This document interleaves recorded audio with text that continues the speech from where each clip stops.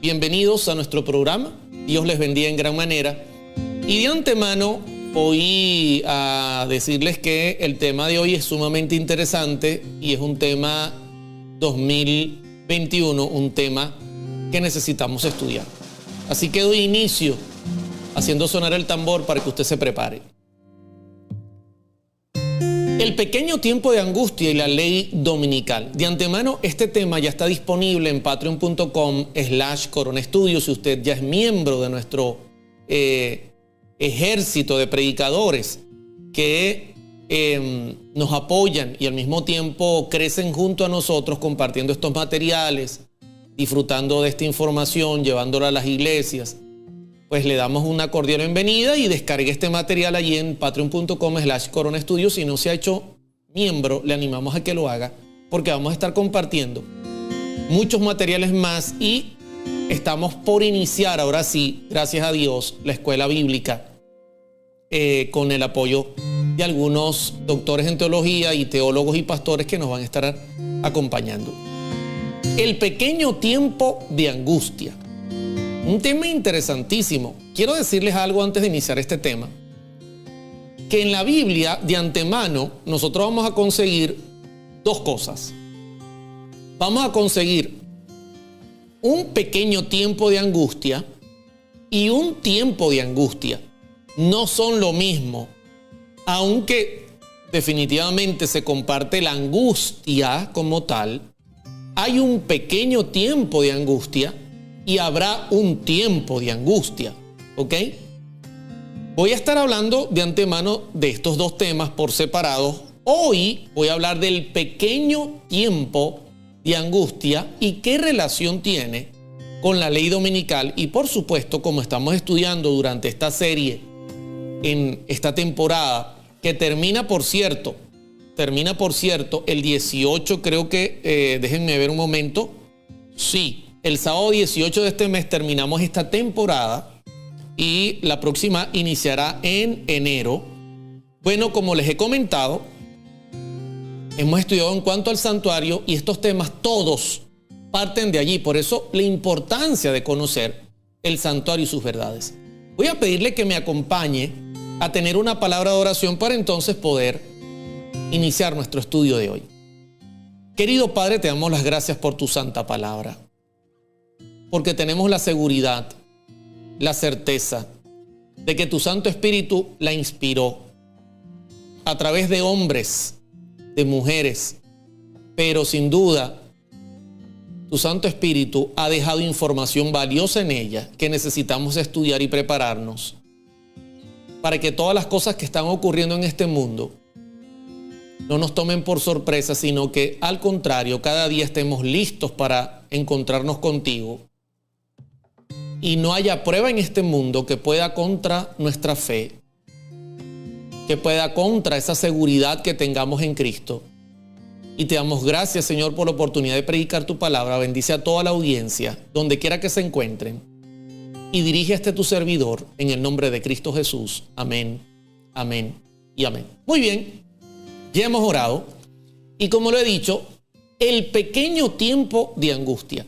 Atención, no olvide que hay una diferencia entre el pequeño tiempo de angustia y el tiempo de angustia. Hoy voy a dedicar el tiempo para estudiar este precioso tema que nos ayudará muchísimo a prepararnos. Y noten esta cita que en Marcos 13:9 nuestro Señor Jesucristo compartió con sus discípulos cuando les presentó el Sermón del Monte, allí el sermón escatológico, el sermón que apunta a las señales de su pronto regreso en Mateo 24, en Lucas capítulo 17 y 21, en Marcos también lo presentó. Miren cómo se lo dice a los discípulos en Marcos 13:9.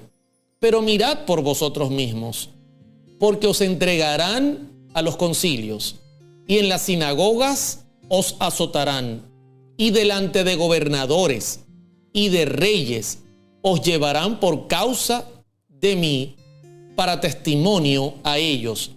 Entonces nosotros podemos notar que sin duda va a haber un pequeño tiempo de angustia donde el pueblo de Dios va a ser probado y donde el mundo tendrá que definitivamente, por el testimonio de ellos, de todos aquellos que prevalezcan en la fe, definirse, decidirse, ¿ok? Como siempre comparto una cita de los escritos de la señora Elena G. de White, y como lo digo en el programa siempre, nuestro programa es bíblico, pero usted va a conseguir que yo voy a citar a cualquier cantidad de escritores o de personas que consideremos que tienen un mensaje propicio para este tiempo y que al mismo tiempo confirmen lo que nosotros estamos presentando a la luz de la Biblia. Y eso está en armonía con la Biblia. Por eso, mire esto. El comienzo del tiempo de angustia, mencionado entonces, no se refiere al tiempo cuando comenzarán a ser derramadas las plagas. No. Sino a un corto periodo, precisamente antes que caigan, mientras Cristo está en el santuario. Amén. No olvide que todos nuestros temas de antemano en esta temporada están cimentados y estamos haciendo un énfasis especial en el santuario. O sea, mientras Cristo está en el santuario, no van a caer plagas, las plagas que están presentadas en Apocalipsis, que van a destruir en gran manera la tierra. No. ¿Por qué razón? Porque Cristo estará intercediendo, Cristo estará haciendo su obra como intercesor, ¿ok? Entonces, mientras Él esté allí, eso no va a venir. Pero antes de que Cristo salga del lugar santísimo y vengan las plagas, habrá un corto periodo, como dice esta señora. En ese tiempo, cuando se esté terminando la obra de la salvación, vendrá aflicción sobre la tierra. Atención, oído al tambor, hermanos. Porque usted dirá, hermano Oliver, ¿ya estamos en ese tiempo? Aún no. Y usted dirá, hermano Oliver, ¿pero cómo que aún no? Y estamos viendo todas estas dificultades, esta situación del COVID, del Omicron y todas las formas que han salido, sus variantes.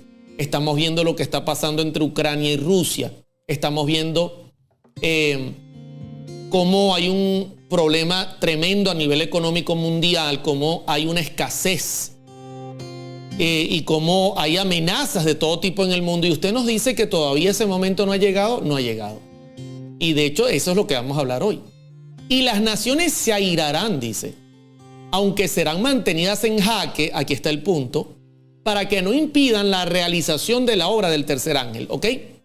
Va a haber un periodo tremendo de angustia en el mundo, pero con todo, Dios va a mantener todo dominado, controlado, va a mantener en jaque al diablo y a sus ángeles para que el evangelio pueda seguir siendo presentado, ¿amén? Ahora bien, no quiero que usted olvide este punto, que es un punto clave. Hay un corto tiempo de angustia, un pequeño tiempo de angustia que va a preceder, va a estar antes o va a ocurrir antes del momento que Cristo termine su intercesión en el santuario, porque cuando Cristo termina su intercesión en el santuario, inmediatamente, como resultado de cerrarse la gracia, van a venir plagas. Usted lo puede conseguir en Apocalipsis 7, que se hace mención cuando dice, mira, aún no hagan daño a la tierra hasta que hayamos sellado a los hijos de Dios en sus frentes. Entonces, mientras eso no ocurra, ahí va a estar la puerta abierta de la gracia, pero va a haber un pequeño tiempo de angustia. La pregunta que yo hago es, ¿qué va a producir este corto o pequeño periodo de tiempo de angustia? ¿Qué es lo que va a traer esta angustia a la tierra? Si todavía no está ocurriendo, ¿qué es lo que lo va a traer? Seguramente usted ha escuchado la famosa abominación desoladora, que aparece registrada en 3 evangelios y que también aparece registrada en el libro de Daniel. ¿Ok? Importante, interesante. Esta mezcla de palabras, abominación, que trae como resultado la desolación, es importante que la estudiemos porque estamos delante, estamos muy cerca de presenciar estos eventos, y todo lo que ocurre en el mundo, todo lo que está pasando en el mundo son señales inequívocas de que esta situación cada vez está más cerca de nosotros. Ahora, yo voy a citar para eso el paralelo que hay en los evangelios para encontrar nosotros inteligencia sobre este tema, porque de antemano Daniel, o mejor dicho, Mateo, demanda que nosotros podamos ser entendidos. Por tanto, cuando veáis en el lugar santo la abominación desoladora de que habló el profeta Daniel, el que lee entienda. Esa es una de las menciones que hace el evangelista Mateo en cuanto a la abominación desoladora. Usted dirá, hermano Oliver, ¿y qué es eso? Quizá hay alguna persona que es evangélica y está por primera vez estudiando este tema con nosotros. Quizá hay alguna persona que es católica. Le mandamos un gran abrazo y damos gracias a Dios por tenerles entre nosotros. Y primera vez está estudiando este tema. Por esa razón nosotros vamos poco a poco aclarando cada término. Quizá por la radio nos están escuchando personas que ni siquiera pertenecen a ninguna denominación. Y vamos a ir entendiendo los términos. Por tanto, cuando veáis en el lugar santo la abominación desoladora que habló el profeta Daniel, el que le entienda. Quiero que miren ahora la otra cara, o sea, es la misma enseñanza, pero a través de la boca de San Lucas. Lucas no fue testigo, sino que investigó. Y Lucas va a decir lo mismo que dijo Mateo, pero desde su óptica. No olviden que el Espíritu Santo utilizó a estas personas y a través de ella, cuando nosotros unimos toda esta información, podemos lograr entender muchas cosas. Dice Lucas 21:20, es el mismo texto de Mateo 24:15. Pero cuando viereis a Jerusalén rodeada de ejércitos, sabed entonces que su destrucción ha llegado. O sea que esta es una forma digerible, porque Lucas era griego y su manera de escribir era más apegada a nuestra manera de pensar. Esta es un modo digerible de entender qué es la abominación desoladora. Mateo dice abominación desoladora, Lucas dice rodeada de ejércitos a Jerusalén. Por eso he marcado con amarillo esta parte que es importante. Ahora bien, vamos a entender un poquito y noten esto, lo que dice el comentario bíblico adventista sobre Mateo 24:15. Las palabras griegas de este texto son similares a las que se emplean en Daniel. ¿Ok? No olvide que quien pronunció o quien profetizó sobre la abominación desoladora que vendría contra Jerusalén fue el profeta Daniel. ¿Ok? Y por eso aquí dice, las palabras griegas de este texto son similares a que se emplean en el libro de Daniel, porque de Daniel se originó. En la versión de los 70, entre los judíos con frecuencia, se denominaba abominación a un ídolo o algún otro símbolo pagano, o también a alguna cosa que resultaba ofensiva desde el punto de vista religioso. Y ustedes recordarán que nosotros estudiamos que en Apocalipsis 17 hay una mujer que porta una copa que está llena de abominaciones, y nosotros estudiamos qué abomina Dios y conseguimos todas las doctrinas que esta mujer, que es una ramera, enseña. Ahí vimos que Dios abomina a quien consulta a los muertos, el que ora sin oír y hacer la ley de Dios es abominable.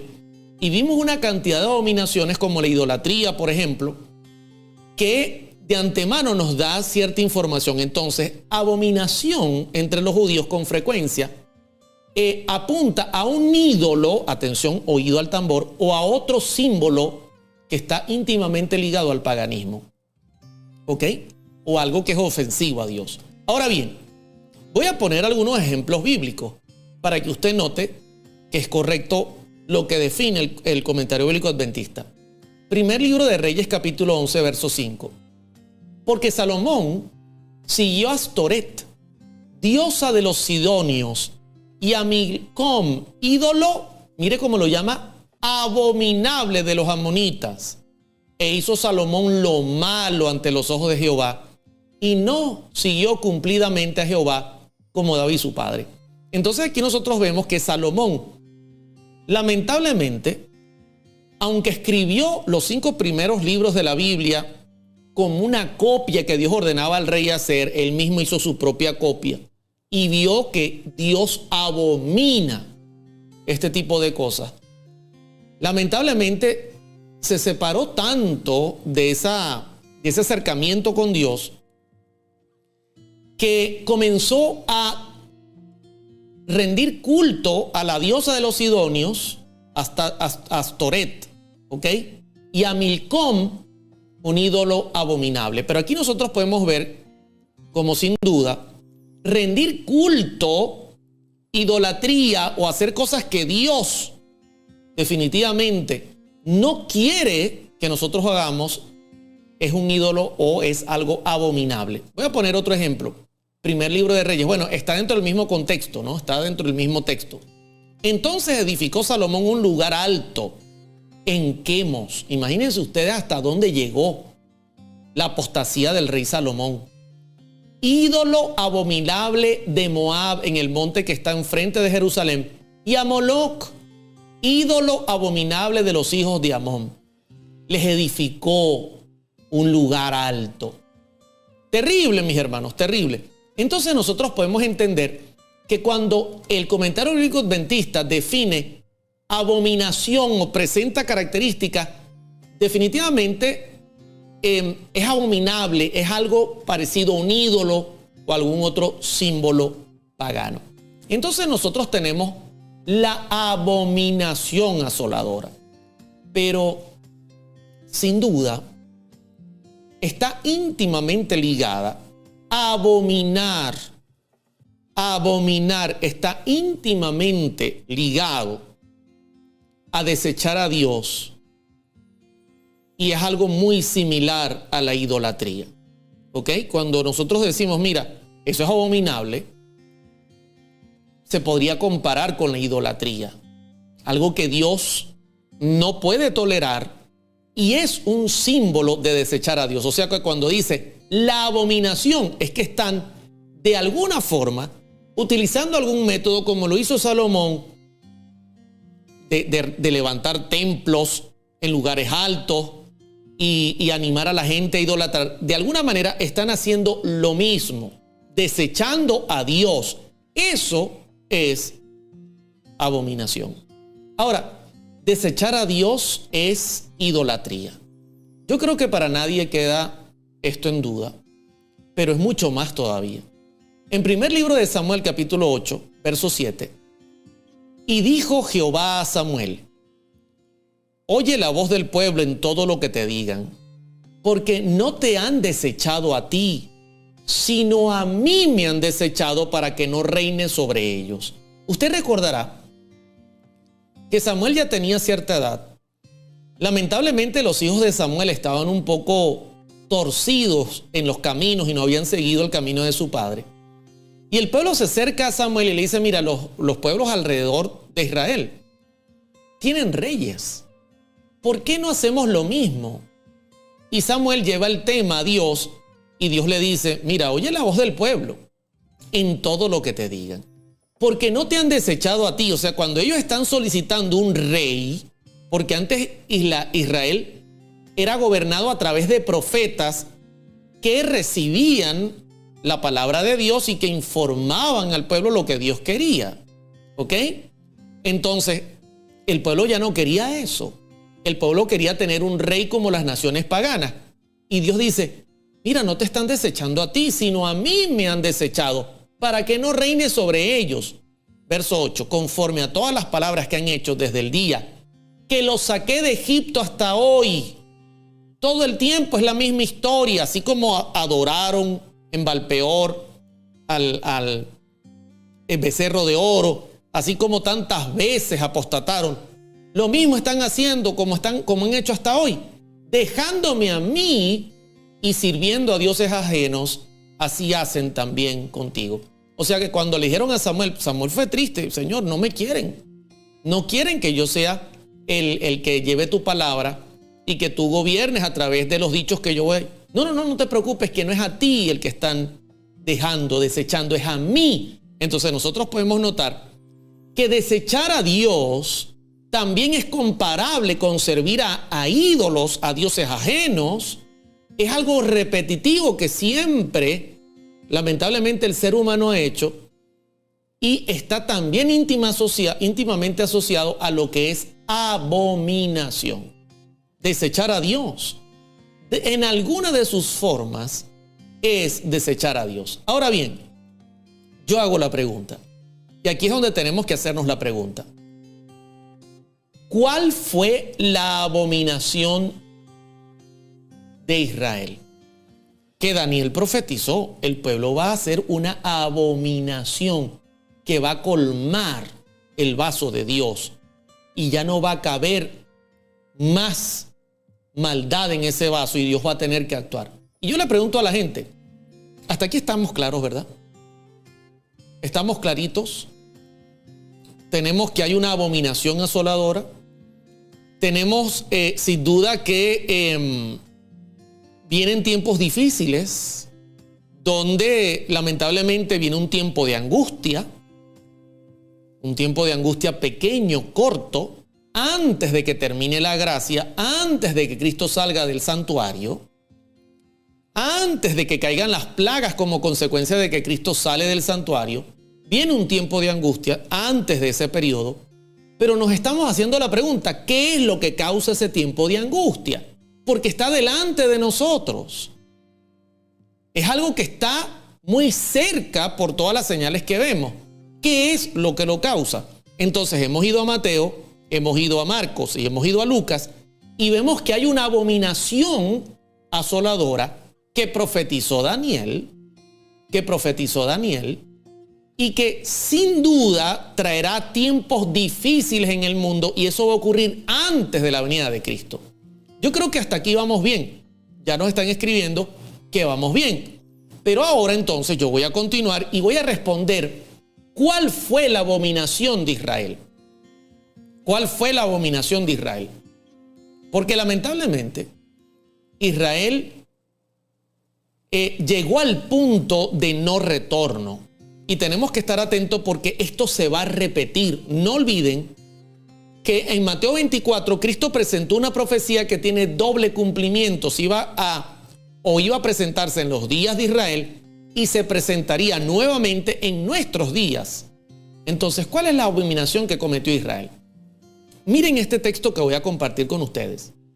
Se halla en Lucas capítulo 10, verso 16. No olvide que abominar es sinónimo de idolatría, de hacer algo que a Dios no le agrada, de ir en contra de Dios, o también simplemente rechazarlo, cambiarlo, como usted quiera llamar. Todo eso abomina, todo eso Dios lo rechaza, todo eso lamentablemente ofende a nuestro Dios. En Lucas 10:16 dice la Escritura, el que a vosotros oye, a mí me oye. Este texto está bajo el contexto de que Cristo toma a los discípulos y a los que le están siguiendo, les da autoridad y poder y los manda a predicar el evangelio. Y ellos salen contentos a hacer la obra que Jesús les ha encomendado. Y cuando ellos van a salir, Cristo les dice, el que a vosotros oye, a mí me oye. Y al que a vosotros desecha, a mí me desecha. Y el que me desecha a mí, desecha al que me envió. Óigame, esto es bien serio, porque si nosotros desechamos, por ejemplo, si va una persona en los días de Cristo que fuese profeta o discípulo y era desechado, Cristo sentía que eso lo estaban haciendo contra él. Lo mismo que ocurrió con el profeta Samuel, que se sintió desechado y Dios le dijo, no es a ti al que están desechando, es a mí, es a mí. Entonces Jesús dice, el que a vosotros oye, a mí me oye, y al que a vosotros desecha, a mí me desecha. Y luego va más allá, y el que me desecha a mí, desecha al que me envió. Y entonces yo me pregunto, ¿Cuál fue la abominación de Israel que trajo el primer cumplimiento de Mateo 24:15? La abominación asoladora. ¿Cuál fue esa abominación? Usted dirá, hermano Oliver, ¿tiene referencia a desechar a Jesús? Claro que sí. De hecho, usted lee en Isaías 1:28, pero los rebeldes y pecadores aún serán quebrantados, y los que dejan a Jehová serán consumidos. Lamentablemente, todo el Antiguo Testamento apuntaba a la venida del Mesías. Lo hemos estudiado en el santuario. Hemos estudiado cómo Dios les hizo un plano de todo lo que iba a ser el Mesías. Cada uno de los pasos que concierne en cuanto a la salvación estarían allí en el santuario. Pero lamentablemente el pueblo estaba rebelde. El pueblo se gozaba en el pecado. Y lamentablemente eran quebrantados, los quebrantó Babilonia, Medo-Persia, Grecia, ahora Roma gobierna. Y nuevamente viene el llamado de Dios y dice, los que dejan a Jehová serán consumidos. Serán consumidos. Y Jesús lo dijo claramente, el que a vosotros oye, a mí me oye. Y al que vosotros desecha, a mí me desecha. Y el que me desecha a mí, desecha al que me envió. Y entonces surge la pregunta, ¿cuál fue la abominación desoladora que trajo toda la desgracia sobre Israel? Quiero compartir esta cita que se halla en el Conflicto de los Siglos, página 25, párrafo número 2, que va a confirmar todo lo que estamos viendo hasta ahora.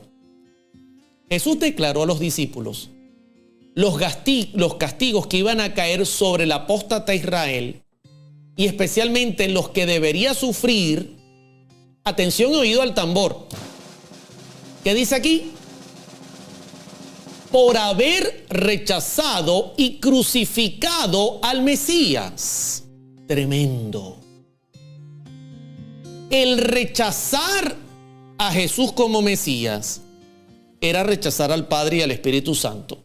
Era rechazar a todas las huestes angelicales que obran en favor del ser humano. Era rechazar a todos los enviados. Y como resultado, los castigos que venían iban a ser el resultado especialmente por haber rechazado y crucificado a Jesús. Dice, iban a producirse señales inequívocas, precursoras del espantoso desenlace. La hora aciaga llegaría presta y repentinamente.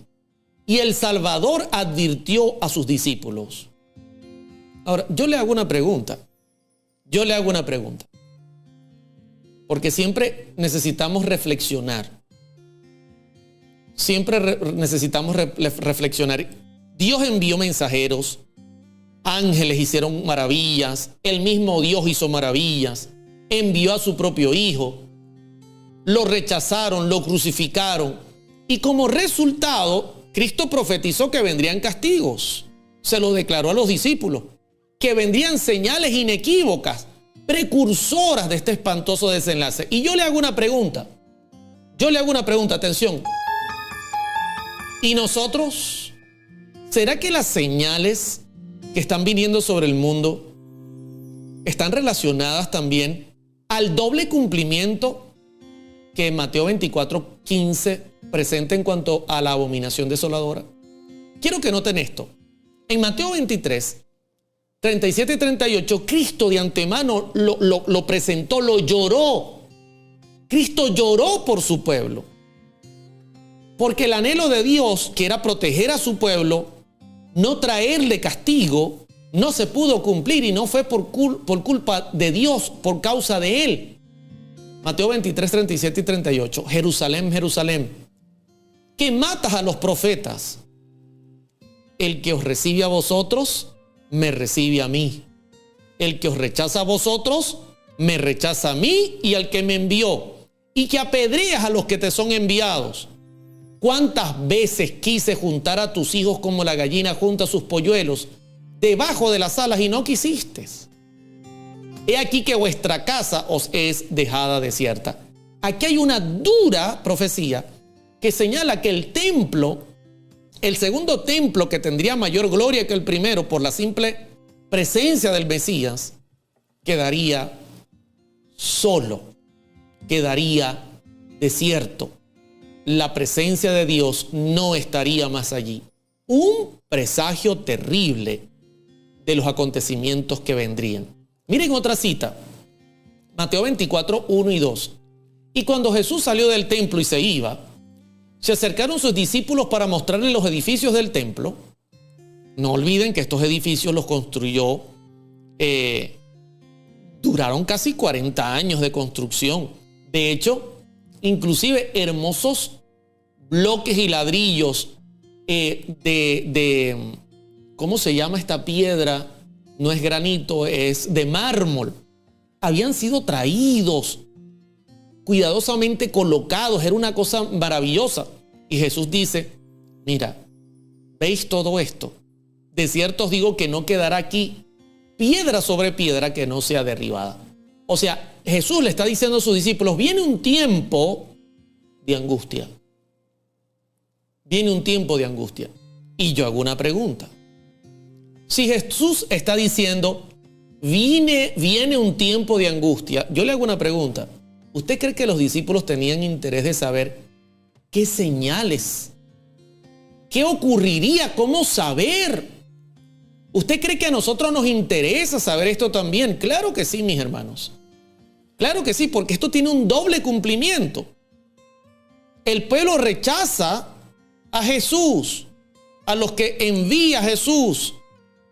Rechaza al propio Hijo, rechazando al Padre, rechazando la obra del Espíritu Santo en todo momento.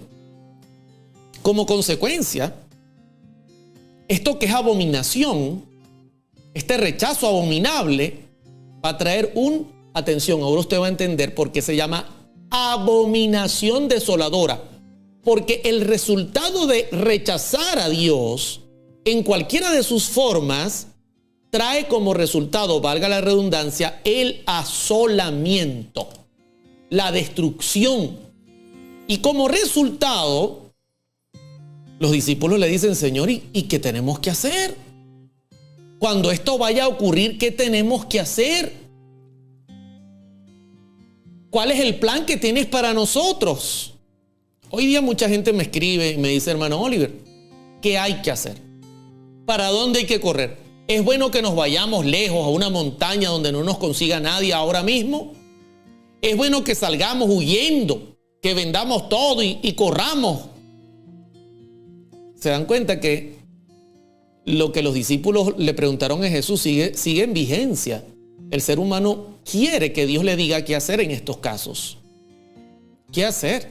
Y Jesús les respondió con estas palabras. Pero cuando veáis la abominación desoladora de que habló el profeta Daniel, Marcos 13:14, puesta donde no debe estar. Tremendo. El que le entienda. Y ya lo vamos a revisar. Entonces los que estén en Judea, huyan a los montes. O sea, viene una crisis. Jesús dice, va a venir una crisis. Va a venir la justa retribución de los pecados de Israel. Y lógicamente yo no quiero que mi pueblo que me ha aceptado, que no me ha negado, pase por esta situación tan dura. Y yo tengo un plan para ellos. Amén. Alabado sea Dios, porque Dios siempre piensa en su pueblo. Por lo tanto, cuando ustedes vean esta señal, huyan a los montes. Interesante, increíble. No olvide que según la visión de Lucas, la abominación asoladora era ver a Jerusalén rodeada por los ejércitos romanos. Cuando veáis a Jerusalén rodeada por los ejércitos, sabed que su destrucción está cerca, que ha llegado. O sea, había una clara señal para los discípulos, una señal muy contundente que les exigía una respuesta. Ellos tenían que obrar al ver esta señal porque Dios quería protegerlos. Ahora bien, quiero que vean lo que dice el conflicto de los siglos, página 29, párrafo 3. y esto lo confirma Flavio Josefo, historiador contratado por Roma, al mismo tiempo mediador para tratar de que Israel cediera, pero no lo quisieron escuchar. Dice El conflicto de los siglos, página 29, párrafo 3. Ni un solo cristiano pereció en la destrucción de Jerusalén. ¿Cuántos? Despiértese. Ni un solo cristiano pereció en la destrucción de Jerusalén. Cristo había prevenido a sus discípulos y todos los que creyeron sus palabras esperaron atentamente las señales prometidas. ¿Amén? Y yo le hago la pregunta a usted. Yo le hago la pregunta a usted. Yo le hago a usted la pregunta. Y hoy, estamos a ciegas. ¿Será que estamos en oscuridad? No sabemos qué es lo que va a pasar. Yo lo digo, atención, porque mucha gente nos escribe, nos dice, hermano Oliver, ha llegado el momento de huir, ha llegado el momento de irnos a una cueva, una montaña. Esa es la salida al campo.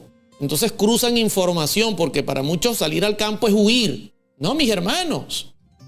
Siempre la recomendación bíblica ha sido que uno no viva en grandes ciudades. Siempre, amén. ¿Por qué? Porque hay corrupción, hay maldad, porque los juicios de Dios van a caer allí.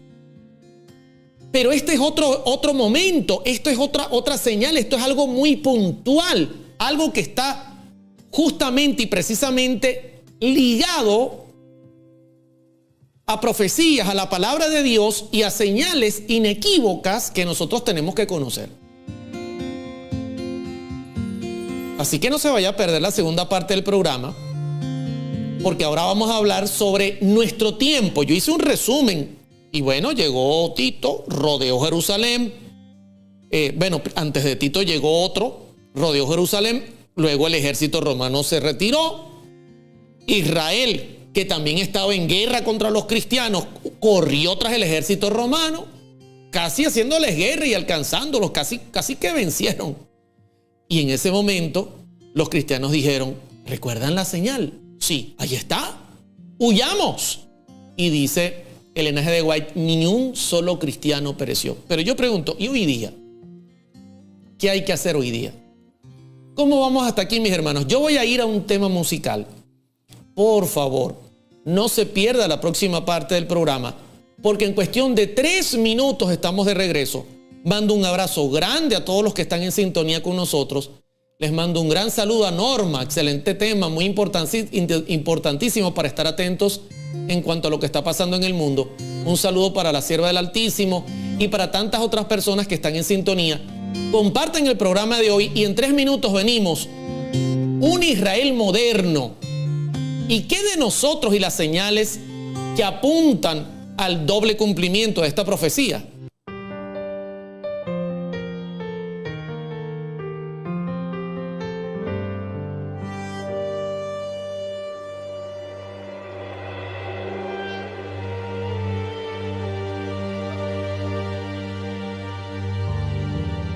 En tu santuario te veo por fe. En tu santuario la puerta está, por donde entra el clamor y sale contestación de aquellos que oran por liberación. En tu santuario yo veo 6 muebles, revelan el plan de la redención. La verdad del Evangelio en toda su gloria para transformar a los hijos de Dios por su amor.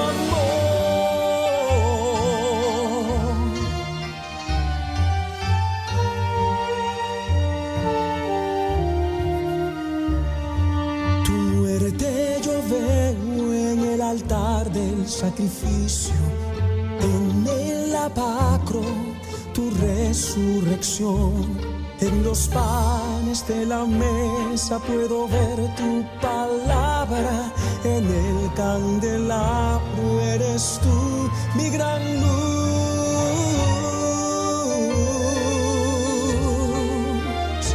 En el altar del incienso eres mi mediador. En el arca del pacto vio tu trono, Señor. Dentro la vara, la ley y el maná escondido. Limpia mi vida en tu lugar santísimo.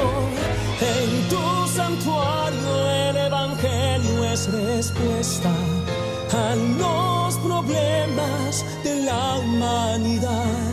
Quiero ser para ti un santuario viviente, reflejar tu ley, tu imagen y amor. Este ha sido nuestro himno tema durante esta temporada, porque estamos hablando del santuario, un hermoso tema de Eliezer Abreu. Muy hermoso este tema. Y nosotros continuamos en vivo, saludando a toda la audiencia, agradeciendo por su paciencia, por su sintonía. Hemos dado un pequeño break, como diríamos, para que usted pueda tomar un poquito de agua, para que pueda compartir el tema con otras personas, para que pueda tomar apuntes, estar atento, y pues damos una cordial bienvenida a todos. Gracias por estar en sintonía. Espero que se mantengan conectados con nosotros y que juntos podamos pasar una tarde excelente, maravillosa. De antemano, este jueves vamos a tener un tema poderoso. Así como estamos estudiando sobre el pequeño tiempo de angustia, vamos también a repasar lo que ocurrirá luego de que el tiempo de gracia sea cerrado, que vendrá también otro tiempo de angustia, mucho más corto, pero que será bien interesante el tema, ya que en ese momento no habrá intercesor sobre la tierra, y queremos presentar cada uno de los detalles y que nadie se lo vaya a perder. Así que un abrazo para todos, Dios les bendiga en gran manera, y ahora mismo hacemos sonar el tambor para entonces nosotros entrar a lo que es el tema en su segunda parte. Aquí está, lo ve en pantalla. No olvide que esta presentación está disponible en patreon.com/coronastudio. Estamos preparando todos estos materiales y les cuento algo, la nueva temporada que va a ser a partir de enero va a ser sobre los pilares de nuestra fe. Vamos a estudiar sobre los fundamentos de nuestra fe, o sea, vamos a tener durante 2 meses un estudio profundo de las doctrinas principales que enseña nuestra iglesia a la luz de la Biblia. Un Israel moderno. ¿Saben que la profecía de Mateo 24, verso 15, que apunta a la abominación desoladora que profetizó Daniel y que Daniel también hace mención, porque realmente es Daniel que lo menciona? Cristo se hace eco de lo mencionado por Daniel, aunque fue Dios realmente quien lo inspiró. Esto tiene un doble cumplimiento. Ya hemos visto, atención, porque estos son puntos claves del tema, ya hemos visto que abominar está ligado, por ejemplo, a la idolatría, está ligado a algo que Dios rechaza, está ligado a rechazar a Dios abiertamente, está ligado a prácticas que van en contra de la verdad bíblica, ¿ok? También estamos viendo y nos preguntamos qué fue lo que hizo Israel para llegar al punto de colmar la paciencia divina. ¿Cuál fue esa abominación tan terrible que cometió y que llevó al asolamiento? Porque la abominación, el gran problema es que la abominación lleva al asolamiento, que es la destrucción. Y podemos mirar lo que ocurrió con Israel y tener una idea, donde el Imperio Romano rodea la ciudad, sitia la ciudad, mata a todos, crucifica a todos. Un momento terrible, triste, pero ningún cristiano padeció ni murió, confirmado inclusive por el historiador bíblico Flavio Josefo, un historiador bíblico no contratado por Roma y muy citado por eruditos bíblicos. Pero ¿qué en cuanto al Israel moderno? ¿Por qué yo tengo acá una bandera de los Estados Unidos de América? ¿Qué papel fundamental juega los Estados Unidos de América en la repetición de la profecía? Es una buena pregunta. Y de antemano, aquí hay un pequeño error en el capítulo, es el capítulo 13, verso 11. Ofrezco disculpas, pero siempre que veo y noto el error, de una vez hago la corrección al aire. De antemano lo vamos a corregir para los que están descargando el estudio. Es Apocalipsis capítulo 13, verso 11. Y quiero que noten esto, porque del capítulo 13, verso 1 al 10, ¿ok? Del 1 al 10, sube una bestia del mar que tiene una forma terrible. Tiene una forma terrible. Y del versículo 1 al 10 da todas las características de este poder que Daniel de antemano, hablando de estas bestias, dice que son imperios, que son reinos.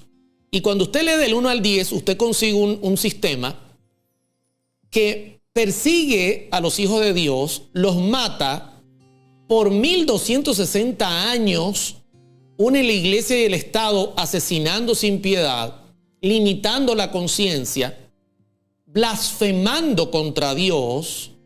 Usted consigue todas esas características y al final también dice que recibe una herida mortal. ¿Ok? Y según la historia, se ha confirmado, usted lo puede poner en Google, que desde el año 538 al año 1798, exactamente por 1260 años, un poder unió la iglesia y el Estado, ¿ok? La iglesia que había entrado en apostasía buscó el apoyo del Estado, porque para que la iglesia busque el apoyo del Estado tiene que entrar en apostasía. Y entonces al unirse esto vino este terrible tiempo, un tiempo de persecución como nunca. Pero luego Apocalipsis 13:11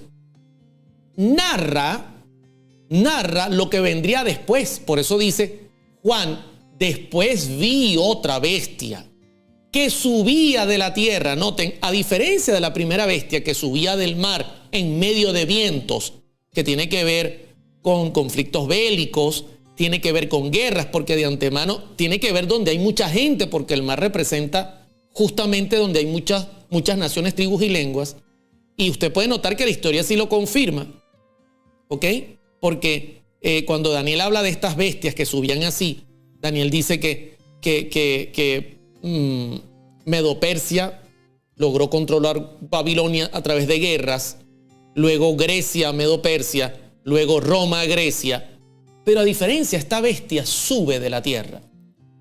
No hay vientos que soplan, no hay muchedumbres, no hay mares, sino es un lugar seco. Tiene 2 cuernos semejantes a los de un cordero, pero dice la profecía en Apocalipsis 13:11 que habla como dragón. Importante que notemos estas características, porque así como Apocalipsis 13 del 1 al 10 presenta características del primer poder de esa bestia que limitó la conciencia, que unió la iglesia y el Estado y que lo ha confirmado la historia, nosotros tenemos que permitir que ahora la historia confirme quién es la segunda. De antemano tenemos ya una señal muy clara. De la primera bestia, de Apocalipsis 13 del 1 al 10, gobierna del 538 al 1798. Y después Juan ve otra bestia, lo que quiere decir que esta bestia, este reino, este poder mundial, se debe levantar después de 1798. Y justamente en 1492 descubren América. Es una tierra solitaria, entre comillas, está poco poblada, con muchos recursos. ¿Quién será esta bestia? Usted dirá, bueno, hermano Oliver, usted pregunta, pero puso la Estatua de la Libertad allí, que está en Nueva York. Pero déjeme leerle a algunos pensadores de la época que hablaron en cuanto al ascenso de Estados Unidos. Y mire cómo nuevamente la historia confirma, así como lo hizo con la primera bestia, y todos los historiadores escribieron en cuanto a ella, y eso ha quedado, y que usted lo busca en internet y lo consigue. Mire cómo ahora la historia confirma quién es esta segunda bestia. Esta gente no son cristianos, no son necesariamente gente que escribe en relación a la religión o a la fe. Simplemente estaban escribiendo cómo se levantó los Estados Unidos de América en su momento. Dice, como silenciosa semilla, crecimos hasta ser un imperio. Esto lo escribió un escritor de la época que vio cómo Estados Unidos fue creciendo poco a poco como una semilla. Y yo pregunto, una silenciosa semilla es un árbol que fue creciendo hasta llegar a ser un imperio. ¿Y qué dice Apocalipsis 13:11? Dice que subiría de la tierra como un árbol. Presento otro. Otro, de hecho, esto apareció en un periódico europeo en el año 1850, hablando Europa de lo que estaba ocurriendo en Estados Unidos. En el silencio de la tierra, crecía constantemente en poder y gloria. Interesante. O sea que cuando la Biblia dice, y lo voy a colocar acá, porque no me gusta que me aparezca ahí Apocalipsis 12, porque no quiero que se vayan a confundir nuestros hermanos, nuestros oyentes. No quiero que se vayan a confundir, por eso lo voy a colocar acá. Cuando la Escritura dice, después vi otra bestia que subía de la tierra, Apocalipsis 13:11, y justamente usted puede notar que del 1 al 10 hay otra bestia que sube del mar, donde hay muchas gentes, es lo contrario a la tierra, un símbolo de lugares poblados, Europa. Y en medio de situaciones extrañas. Y tiene sus características. Aquí, a diferencia, esta bestia sube de la tierra. Entonces ahora usted entiende por qué los historiadores, al hablar de Estados Unidos, que justamente se levanta como potencia después de 1798, dicen esto: en el silencio de la tierra crecía constantemente en poder y gloria. Quiero compartir lo que dice Elena G. de White en cuanto a este cumplimiento. ¿Cuál era en 1798 la nación del Nuevo Mundo, cuyo poder estuviera entonces desarrollándose de modo que se anunciara como nación fuerte y grande y capaz de llamar la atención del mundo? Dice ella. Buena pregunta. La aplicación del símbolo no admite duda alguna. Una nación, y solo una, responde a los datos y rasgos característicos de esta profecía. No hay duda de que se trata aquí de los Estados Unidos de Norteamérica. Interesante. Y lo está diciendo alguien que vive, que ha estado durante este periodo también de crecimiento. Dice ella, una y otra vez el pensamiento y los términos del autor sagrado han sido empleados inconscientemente por los oradores e historiadores al describir el nacimiento y crecimiento de esta nación. El profeta vio que la bestia subía de la tierra. Y según los traductores, la palabra dada aquí por subía significa literalmente crecía o brotaba como una planta. Y como ya lo vimos, la nación debe nacer en territorio hasta entonces desocupado. O sea, la nación debía aparecer en un territorio hasta entonces desocupado. Y por eso, historiadores de la época dicen, en el silencio de la tierra crecía constantemente en poder y gloria. Otro historiador, como silenciosa semilla, crecimos hasta llegar a ser un imperio. Tremendo, ¿no? O sea que, sin duda, la profecía apunta a que el poder que en nuestros días tendrá un protagonismo tremendo en cuanto al cumplimiento de todas estas cosas que están señaladas por Dios a través de su palabra, Estados Unidos juega un papel preponderante. Y nuevamente dice, y tenía 2 cuernos semejantes a los de un cordero. Voy a poner este texto porque no quiero que se vayan a confundir. Noten, dice, y tenía 2 cuernos semejantes a los de un cordero. ¿Y por qué razón? ¿Qué tiene que ver el cordero en medio de esta enseñanza? O sea, ¿por qué el profeta, al escribir sobre lo que vio como un cordero que tenía 2 cuernos? Miren, hermanos, es increíble, ¿no? Pero yo uso esto como apoyo. Pero es que lo que esta señora dice tiene una consonancia tremenda con la Biblia. Amén. Dice ella, el republicanismo, ¿ok? Que es el movimiento que genera la libertad, la democracia como tal, los republicanos y los demócratas. Y el protestantismo vinieron a ser los principios fundamentales de la nación, separados. El protestantismo protestaba lo que había hecho Roma, la Iglesia Católica Apostólica Romana, persiguiendo y matando a aquel que no aceptaba sus enseñanzas. Pero por otro lado, el republicanismo mantenía el punto sobre la I diciendo, mira, el Estado es el Estado.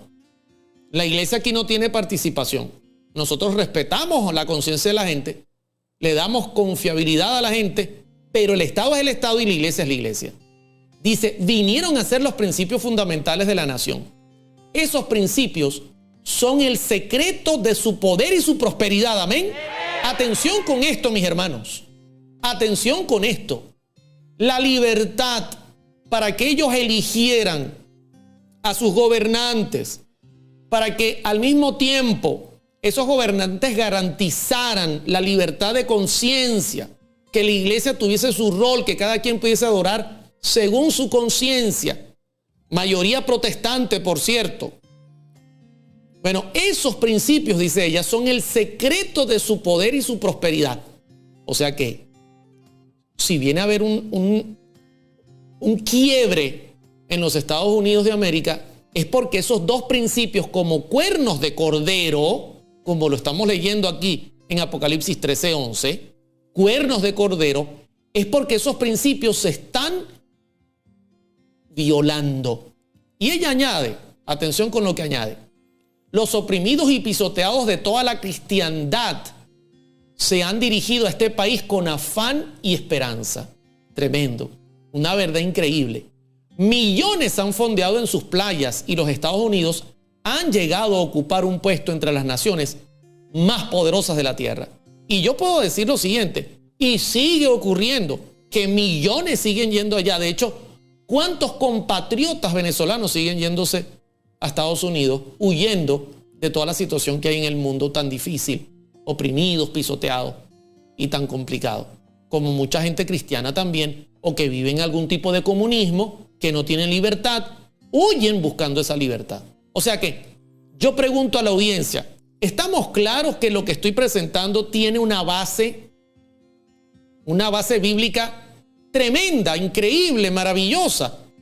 Una historia apasionante que confirma todo lo que hemos presentado y todo lo que hemos dicho. Yo creo que estamos claritos, mis hermanos. Mando un abrazo grande a todos los que están en sintonía y gracias por estar con nosotros y por estar con el estudio de este programa.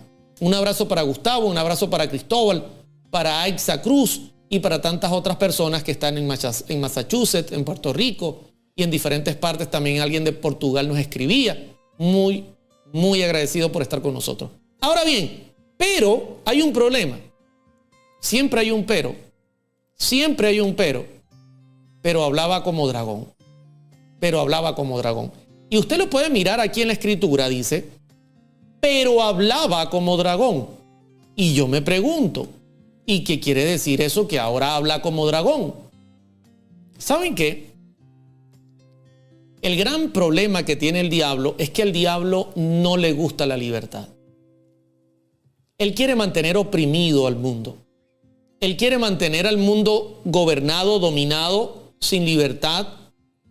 Y por eso vemos la contraparte, el cordero, que tiene dos cuernos, el republicanismo y el protestantismo, manteniendo esa libertad que el diablo odia.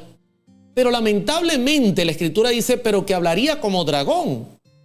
O sea que llega un momento, va a llegar un momento que está delante de nosotros donde nuevamente el diablo va a tener otro chance para volver a pervertir la verdad. Y por eso, en el mismo Apocalipsis capítulo 13, usted puede leer lo siguiente. Verso 16 ahora. Aquí está como habla como dragón. Y hacía que a todos, pequeños, grandes, ricos y pobres, libres y esclavos, se le pusiese una marca en la mano derecha o en la frente. Y que ninguno pudiese comprar ni vender, sino el que tuviese la marca o el nombre de la bestia o el número de su nombre. Aquí claramente hay una tiranía. Eso es lo que le encanta al diablo. El diablo es un tirano. Para allá va el mundo. El mundo se dirige a una terrible tiranía. Pero no olvide, cuando usted esté presentando este tema en su iglesia, por eso lo estamos compartiendo en patreon.com/coronaestudio, no olvide que el tema es abominación asoladora. La pregunta que nos hacemos es, ¿de qué manera esta tiranía va a ofender a Dios, comparable con lo que hizo Israel en el Antiguo Testamento, con lo que hizo Israel en la aparición del Mesías, que no quiso recibir a los enviados, que asesinó a Cristo, que rechazó a Dios, abominó crucificando al Hijo de Dios al punto que Dios dijo basta. Y entonces retiró Dios su presencia y como resultado fue rodeada por Roma y sitiada, y esa fue la señal que recibieron los discípulos. Ahora la pregunta que yo hago es, ¿y cómo va a ejercer esta tiranía? ¿Qué es lo que va a hacer en pequeños, en grandes, en ricos? Que nadie pueda comprar ni vender, sino el que tenga la marca o el nombre o el número de su nombre. ¿Qué es lo que va a hacer? Para que usted lo vea a la luz de la Biblia y esté apercibido, yo pongo esta frase aquí que va a sonar, esta frase va a sonar a un trabalengua. La ley y Jesús, Jesús y la ley. Y usted dirá, hermano Oliver, y ese trabalengua, es que aquí vamos a desbaratar, aquí vamos a desmontar lo que va a traer la abominación desoladora en nuestros días y que está muy cerca y que todos los movimientos que se están dando de crear temor, campañas de miedo, de que usted tenga que hacer esto o aquello porque si no, no puede, la están restringiendo muchas cosas. Esto es una práctica, es una práctica. Es una práctica que va a terminar en una tiranía total. Y lo decimos con mucho respeto y cariño. Miren esto. Aquí yo voy a tomar este acertijo y la ley y Jesús y la ley y lo voy a llevar a la comparativa. El que no ama, usted conoce bien este texto a mí me encanta, porque este texto señala cuál es el carácter de Dios.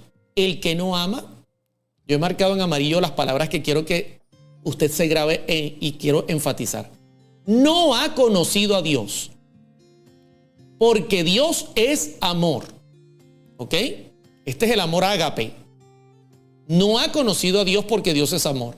Y luego dice, en esto se mostró el amor de Dios para nosotros, en que Dios envió a su Hijo unigénito al mundo para que vivamos por él. Amén. No olvide que el que no ama, ese es el carácter de Dios, no ha conocido a Dios porque Dios es amor. Y el amor de Dios se manifestó para con nosotros enviando a su Hijo para que vivamos por él. Y su Hijo fue rechazado y vino la abominación asoladora sobre Israel. No lo olvide. O sea que yo podría decir que Israel no amó porque no conoció, y como no amó porque no conoció y no entendió que Dios es amor, rechazó al unigénito que Dios envió al mundo. Pero ahora mire la otra cara de la moneda. Ajá. ¿Y cómo yo conozco a Dios? Porque el que no ama no ha conocido a Dios. Y ahora mire como dice 1 Juan 2:3. Y en esto sabemos que nosotros le conocemos si guardamos sus mandamientos. Ah, interesante. Gloria a Dios. O sea que amar a Dios y conocerlo es sinónimo de guardar su ley. O sea que si yo digo, yo amo a Dios, pero no amo sus mandamientos, estoy mintiendo. Y si yo digo, no, yo amo sus mandamientos, yo quiero vivir según su ley, pero no quiero nada con Dios, estoy mintiendo. Porque el que no ama no ha conocido a Dios, porque Dios es amor. Por eso envió Dios al mundo a su Hijo. Y si nosotros decimos que le conocemos es porque guardamos sus mandamientos. Y ahora note como dice Juan 14:15. Si ustedes me aman, tienen que guardar mis mandamientos. No hay otra forma. No hay otra forma. De lo contrario, usted es mentiroso. O sea que si yo guardo los mandamientos de Dios, es porque lo amo. Y si yo amo a Dios, es porque guardo sus mandamientos. Por eso yo coloqué este trabalenguas acá. La ley y Jesús, Jesús y la ley. El orden de los factores no altera el producto. El producto, ¿sabe cuál es? Amor. Ese es el producto. La ley más Jesús igual amor. Jesús más la ley igual amor.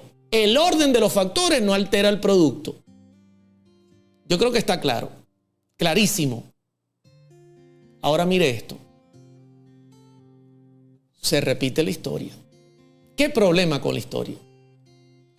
Mire esta cita que voy a compartir, que es una cita que está en el contexto del momento que Moisés se le dice: mira, Moisés, como tú golpeaste la roca vas a morir. Sube al monte solo para que mueras. Señor, pero no hay pero. Sube para que mueras. Y cuando Moisés llega allí, y cuando Moisés está entrando en el momento que está falleciendo, está por fallecer, Dios envía una visión sobre Moisés. Usted dirá, hermano, pero eso no aparece en Deuteronomio.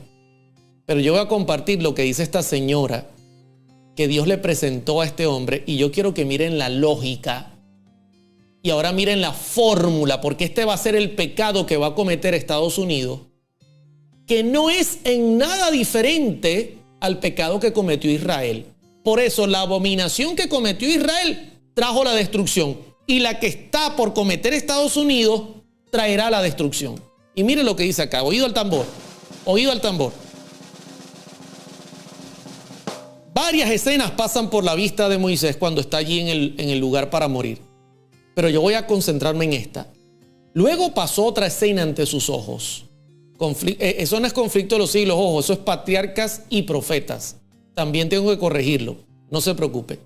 Eso va a estar corregido en la presentación que voy a estar colocando ahí en Patreon. Vamos a hacer la corrección para subirla. Luego pasó otra escena ante sus ojos. Se le había mostrado la obra que iba a hacer Satanás al inducir a los judíos a rechazar a Cristo, mientras que profesaban honrar la ley de su padre. Voy a repetir este pedacito. Luego pasó otra escena ante sus ojos. Se le había mostrado la obra que iba a hacer Satanás al inducir a los judíos a rechazar a Cristo, mientras profesaban honrar la ley de su padre. O sea que los judíos, escúchame bien lo que le voy a decir, porque esto es interesante. Esto es interesante. Atención, oído al tambor. Los judíos dirían: no, la ley es lo más bello que hay, es lo más hermoso que hay. La ley, nosotros, maestro, ¿qué tengo que hacer para heredar la vida eterna?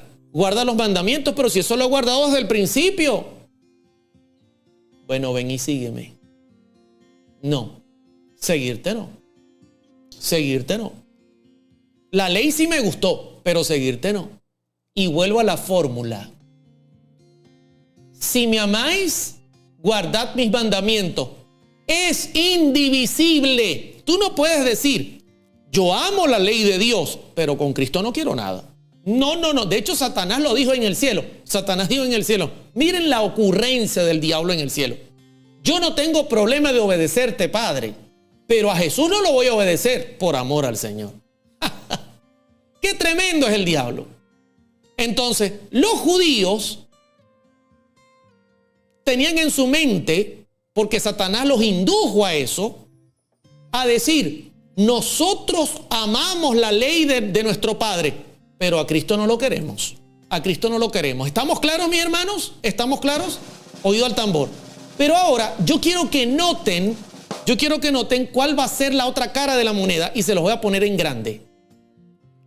¿Vio ahora al mundo cristiano dominado por idéntico engaño al profesar que aceptaba a Cristo, mientras que por otro lado rechazaba la ley de Dios?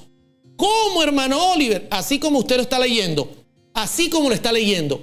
Ahora el mundo cristiano diría: miren que es la misma abominación. El pueblo de Israel dijo: nosotros con tu ley, Padre, no tenemos problema, pero con Cristo no queremos a Cristo crucificado.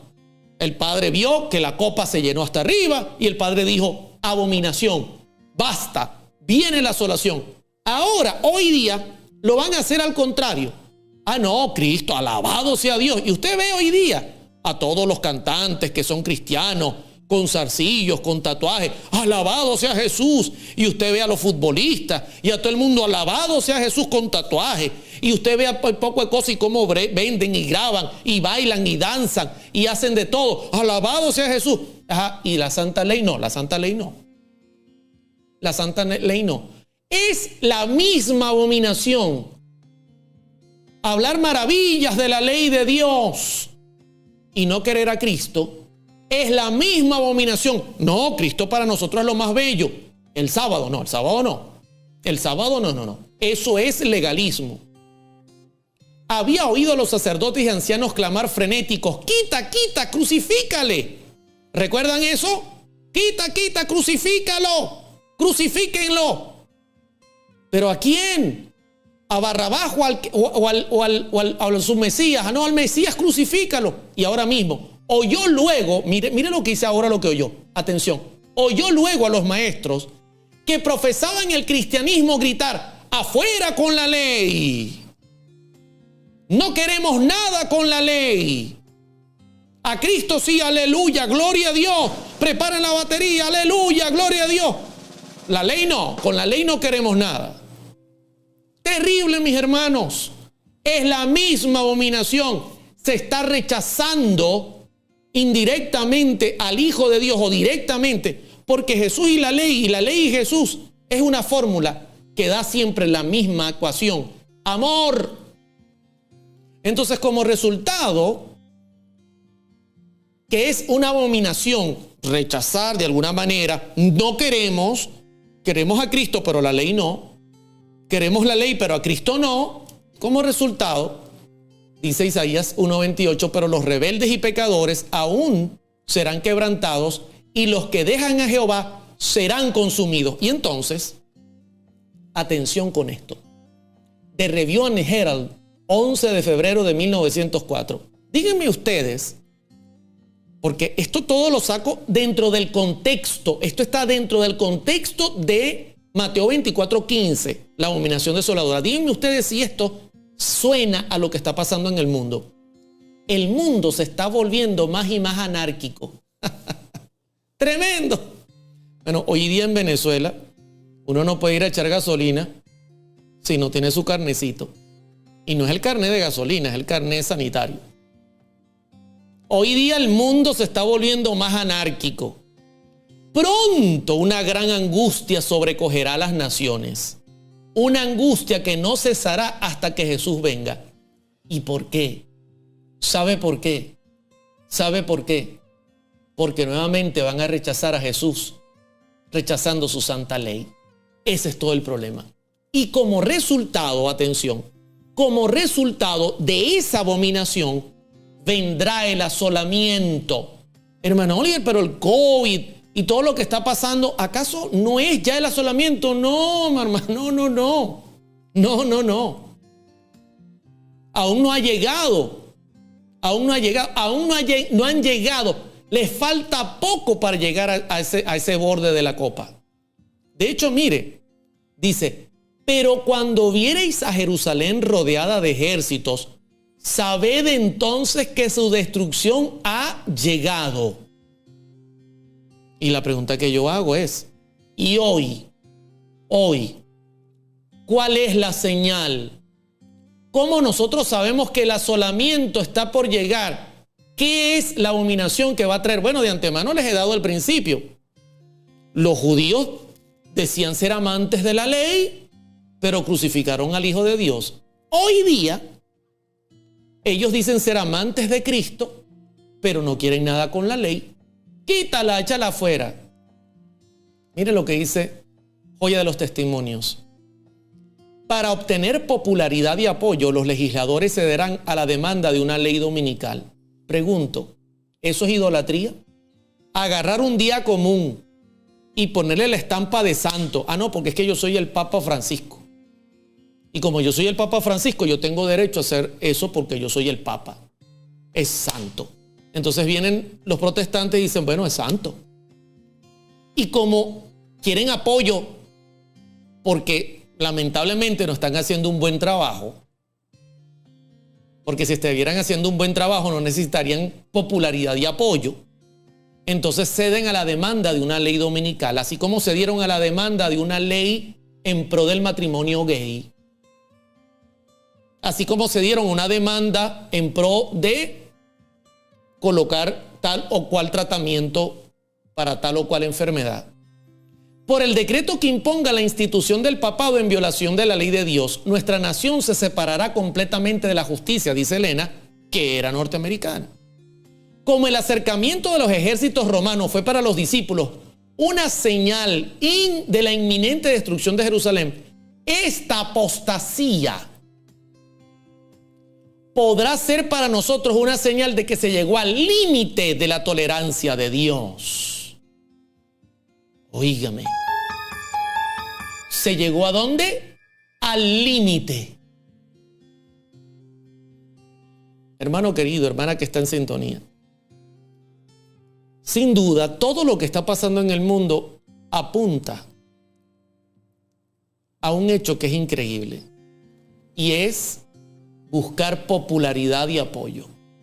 Cuando los legisladores lo hacen tan mal, pero tan mal, que necesitan popularidad y apoyo, como fue el caso de Obama, como fue el caso de otros legisladores que han habido, y presidentes, y pare de contar. Entonces comienzan a aprobarse leyes que son fundamentalmente abominables delante de Dios. Como por ejemplo, y con todo respeto lo digo, el casamiento entre hombre y hombre y mujer. Eso simplemente es ceder por popularidad y apoyo. Que el Señor tenga misericordia de nosotros, porque este evento está delante de nosotros. Y todavía hay gente que me dice, hermano Oliver, ¿y qué vendrá entonces? Bueno, mis hermanos, cuando en los Estados Unidos de América, de la libre América, cuando el primer estado, así como un día lo hizo un primer estado con relación al casamiento homosexual, así como poco a poco los estados fueron aplicando leyes en relación también a la parte sanitaria. Cuando un estado vea que es necesario tomar una decisión para mantener la popularidad y el apoyo, lamentablemente cometerán el error de hacer este trato abominable contra Dios. Y en el cielo se va a escribir apostasía nacional. Y cuando en el cielo se escriba apostasía nacional, vendrá destrucción nacional.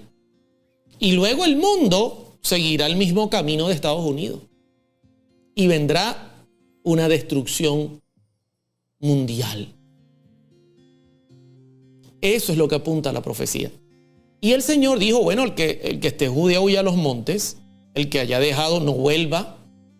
Ese será el momento que nosotros tendremos claras evidencias de que tenemos, si usted todavía está en una ciudad grande, que abandonar las grandes y hasta las pequeñas.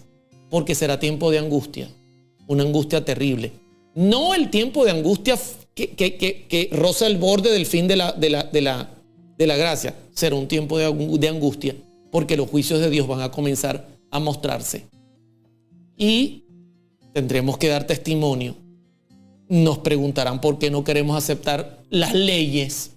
Este tipo de programas no van a poder salir al aire, así como no pudimos hablar de temas que contradigan a la OMS, y comenzará a haber una restricción tremenda, pero la profecía dice que Dios va a mantener en jaque al diablo y en jaque a los poderes mundiales para que el mensaje del tercer ángel se dé. Amén. Y todos los vientos soplan a Roma.